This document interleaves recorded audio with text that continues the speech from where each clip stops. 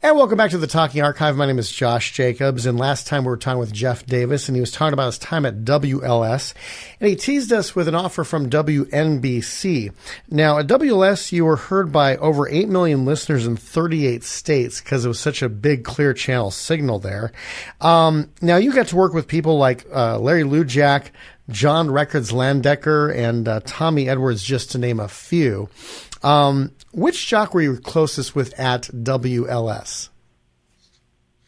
Probably Larry, but, we were all a family. Mm-hmm. We were really very much a family.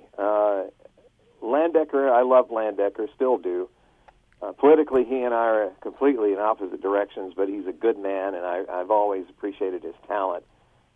In fact, when I was on WGH, I did a version of Americana Panorama. And one day I came into the Jock Lounge. When you work at a union station, you have a room that the DJs get to put their stuff and all that stuff. They call it the Jock Lounge. Mm.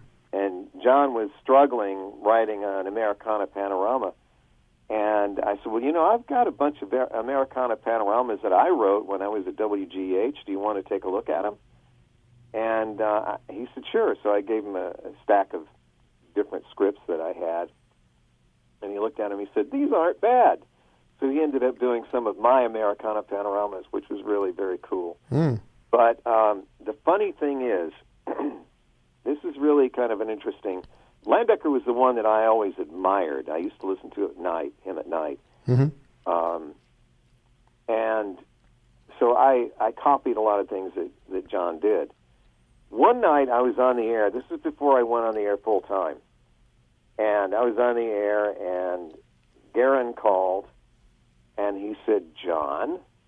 I said, "No, Jeff." He said, "You're on the air now?" I said, "Yeah." He said, "Stop imitating Landecker. If I wanted John Landecker to be on the air for 8 hours, I'd have him do an 8-hour shift." And so I ended up developing my own style, which was a little more conversational, mm-hmm. less push, and it was very good that Garen told me to change. He's wonderful voice. You don't need to be imitating John Landecker, and that's essentially, I think, what got me hired in the first place. It was like Landecker in those days. Mm-hmm.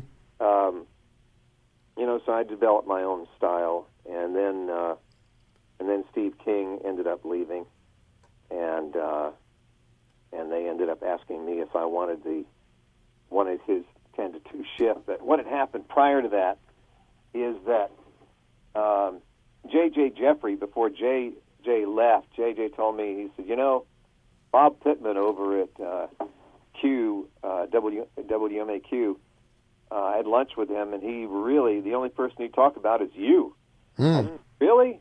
He said, "Yeah, he loves what you do on the radio." And I said, "Well, that's nice." I said, "How's that important?" He said, "Well, I just wanted to tell you that and put that under your hat because, maybe one day you'd end up wanting to reach out to him and, because at that time I wasn't working full-time on the air. I was a full-time employee, but not full-time on the air. And so I packed it away, and then Pittman left and went to WNBC, and I thought, well, there was my chance to talk to Bob. And I thought, what the hell, I'll just call him at NBC. So this was very similar in a way to my experience being hired at WLS. So I called WNBC and asked to speak with Bob Pittman, and I was connected immediately.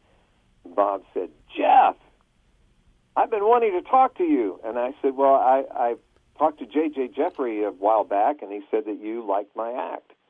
And he said, "Yeah." He said, you sound great on the radio." He says, "As a matter of fact, I'd love you to come here." And he said, I've got an air shift open, and you'd be perfect for it.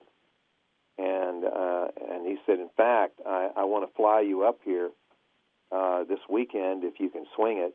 And I said, "Well, I'm not a wealthy guy." I said, if you take care of the airfare, I'll come up." And He said, no, there'll be go to the American Airlines counter and there'll be a round-trip ticket waiting for you. And I said, okay, cool.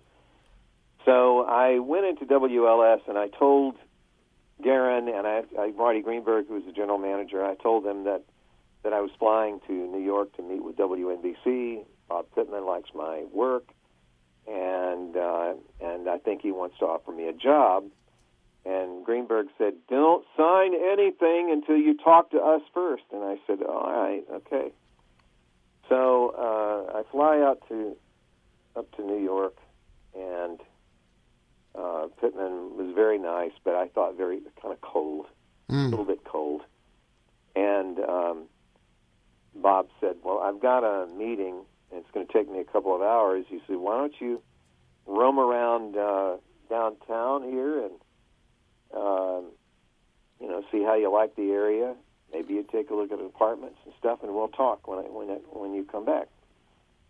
So I thought, well, what the hell? I'm not that far from WABC. I'm going to go over there, and I'm going to ask for a tour. So I did that and toured the radio station, and then I looked at a couple of apartments. One of them was $1,700, and it was a damn closet. Oh, man. Wow, this is nothing. How beautiful were WABC studios compared to WLS's? It was open. It was very open. They had their jocks and the engineer in the same room, and WLS had them on either side of the glass. And I think that the open situation was not a good fit. And I remember there was a famous story about. I can't remember who it was. Got into a fight with one of the engineers one day over something. I don't know what. I think they both ended up getting reprimanded. But anyway, I did the tour at WABC, and then we went back to NBC, and Bob took me up to the top of Rockefeller Center, which is a beautiful view. Very few people ever get to see. And we were talking, and he said, look, I want you to follow Wolfman Jack, and he's on until 2, and he said, I'll have you do 2 to 5 a.m. It's a 3-hour shift. And I said, Bob, I can't do it. He said, well, it's more than double what you're making now. And I said, I know, but it's basically an all-night show. And he said, yeah, but all nights in New York is like afternoon drive in any other city. It's an all-night city. The city that never sleeps. And I said, I just can't do it. I said, I did the all-night show for 2 years in Mobile, and I promised myself I would never do it again because it just takes a great toll. It does, yeah. You never get used to it. I remember, I worked overnights for 12 years straight, and then about 6 years, no overnights, then for another 9 months, and then probably another 2 years after that, daytime, and then 2 years overnight. And most recently I did overnights about a year ago, and you don't get used to it. You just never get used to it. It just whacks you. I mean, it's terrible on you. I mean, in fact, Ray Bream, who was on KBC Talk Radio 79, doing the overnight shift from 1967 to 1994, from the age of 37 to 64, said you never get used to it. You don't. I mean, there are certain things about doing an all-night show that are good. Your days are open. Mm-hmm. But it just takes a real toll on your sleep and all that stuff. Oh, yeah. So anyway, I went back to Chicago, and my day off was Monday, and I think I went in on Tuesday, and they wanted to see me immediately, and so I went into Marty's office with John, and they said, did you take the job? And I said, I'm thinking about it. And I had already told Pittman no. Mm-hmm. I just didn't want them to feel smug. Mm-hmm. So I said, well, I'm still thinking about it. I have to give them an answer. And they said, well, we can't promise you anything, but we can tell you the next opening that comes up, then we'll give you that shift. And I said, all right, let me think about it. So I did, and I later told them that I'd turned the job at NBC down, and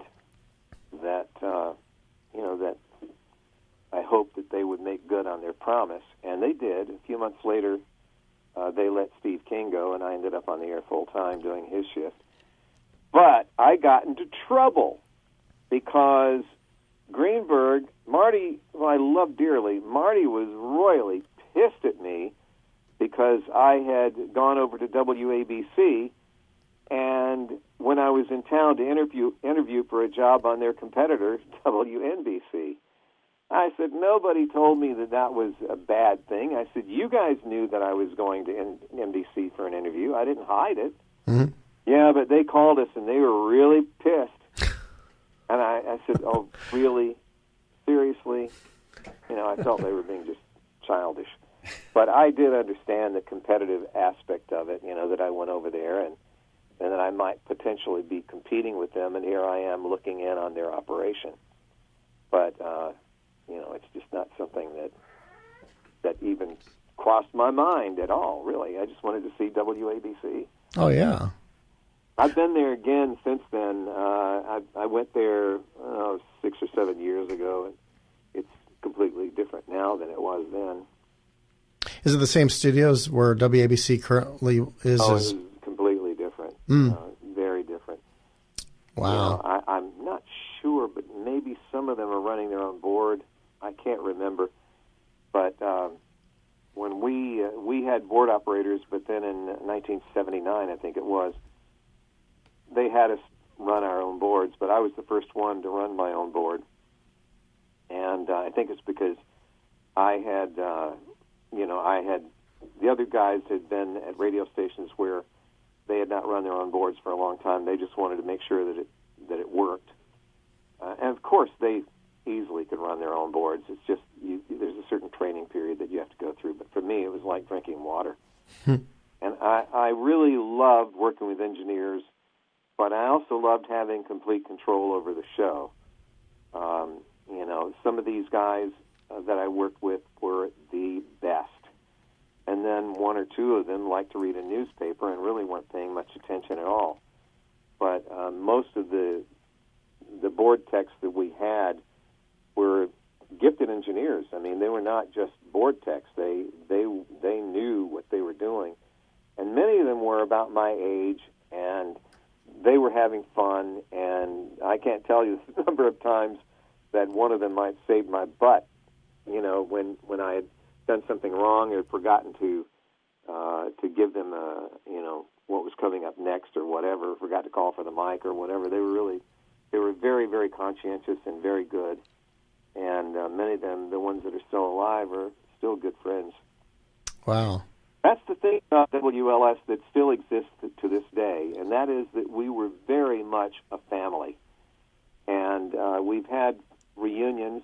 We had one the night that Lady Di died. We had one, and everybody got together, and we're planning on getting together again in this coming calendar year, 2023. And it'll be great to see everyone. Wow. Now, where do you usually meet up when you did these reunions? Like in '97, where did you meet, and where you're planning to meet this time? Or is it just a They random haven't place? said it yet. Michaela Galogli, who is the general manager's secretary, who's an absolute angel, she usually keeps a lot of people in touch with each other, and she's a performer in her own right. She has a girl group that she's Nikki and the Memories that she's performed with for a long time. I think they're still performing, but she's a terrific woman, and she usually plans that stuff. The last time I think we were at the Chicago Chop House or something like that, and it was terrific. It was really fun. Okay, what's your favorite Chicago pizza? Oh, Pizzeria Due, no doubt. I like going down in that basement, and I love that deep dish pizza, and it is phenomenal. I mean, I would eat that deep dish until I got sick. It was so good. Have you found a good pizza, Chicago style pizza out here in L.A.? There was at one time. There was a place on Pico, right next door to a comedy club, And they actually had people there that were from Chicago, and they made the same deep dish pizza.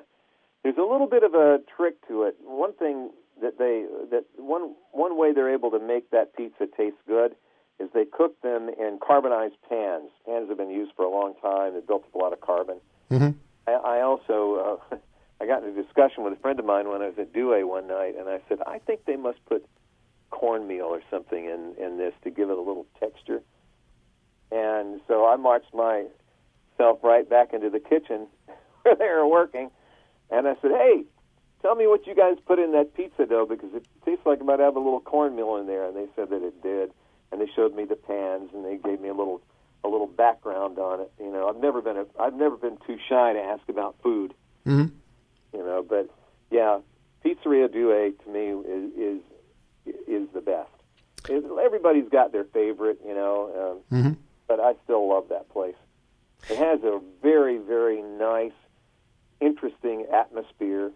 I mean, it looks as old as it is. Those are the best, aren't they? They really are. What about you? What's your favorite? Well, last month I went to Chicago because I went there a year ago, and we had Luminaldi's and Giordano's. And yeah, Luminaldi's is one of the best. Giordano's is good, too. And we liked Lou's the best when we went there last year. About a month ago, we went again, and we went to Pequod's Pizza. And we liked it, but we still think Lou's and Giordano's was better. Pequod's was good, great service, nice people there, but I think that Lou's was the best for us so far. But we're looking forward to, my best friend and I are looking forward to trying other pizzas as well. We were at more of it was a ballpark tour, except we didn't go to any Cubs games because we were just in Chicago for a day. But then after we went to Chicago, we went to Target Field for 2 games in Minneapolis, and then one game in Milwaukee at American Family Field. So it was a fun time. Had some brats at both cities. Target Field, we decided to try the cheese curds, and I was like, dude, give me some cheese curds for my sodium because it was just way too salty. So the hotel we stayed at in St. Paul, the Embassy Suites actually had good cheese curds. Kind of weird place to have them, but you know, hey, I'll take it. Whatever works. Yeah, exactly. And then out here in Southern California, there's a couple places we've tried. Masa Pizza in Echo Park we've liked. Also liked Gino's East, Sherman Oaks. But our favorite has been so far Blackbird Pizza on Melrose Avenue. The first time we tried it, they said it's going to be about an hour and a half wait. We said, okay. And so walked around, and we got there an hour and a half later. They said, oh, I'm sorry, it's going to be another 20 minutes. I thought, oh, great. But, you know, let's just do it. We've been here this long. Let's rough it. And it was a good thing we did because it's really good. It's kind of a West Coast take on the Chicago pie, but it's really, really delicious. Yeah, there are some good places out here, but the deep dish pizza to me just hasn't hit it quite right. Mm-hmm. You know, not like Chicago. Now, a lot of people say that New York's pizza is the best, and they say it's the water. Yeah. I don't know if that's true or not. But yeah, I've heard the water too. Yeah, that's the story. Well, you can kind of believe it because the East Coast breads or East Coast rolls that you have, whether it's a Philly cheesesteak or a pizza from New York, it's like thin and crispy on the outside. You'd bite into it and just melts in your mouth. And I've never had bread like that out here on the West Coast. Yeah. So I do believe it is the water. In fact, there's Mulberry Street Pizza in Sherman Oaks, and they use New York water in their dough. And I've worked with people, like there's a gypsy program I worked on, and they are from New York. They said, yeah, if it does not have New York water in it, it's not a New York pizza. Right. Yeah, I believe that. I really do. Man. Well, good stuff. I love pizza too much, I think, sometimes. Yeah, me too. I used to get Pizzeria Douai to ship it out here. They'd ship it frozen and half cooked, and then what you do, you finish cooking it here, and it still had that same great taste. I mean, it was phenomenal. Wow. I think they do that anymore. If they do, I should check because they stopped it for a while. I don't think they do it anymore. I think Luminaldi's ships it, so too does Giordano's. And then, of course, in Philadelphia, there's certain cheesesteak places that do ship them. Although Gino's Steaks on South Street, across the street from Pat, says on their website specifically, very clearly, we do not ship cheesesteaks. Probably because so many people asked about that. Yeah. Well, good food is good food no matter where you are. Oh, yeah, definitely. This is the Talking Archive. My name is Josh Jacobs. We're talking with Jeff Davis. And next time, we'll be discussing a song that helped catapult a group that became a classic rock staple.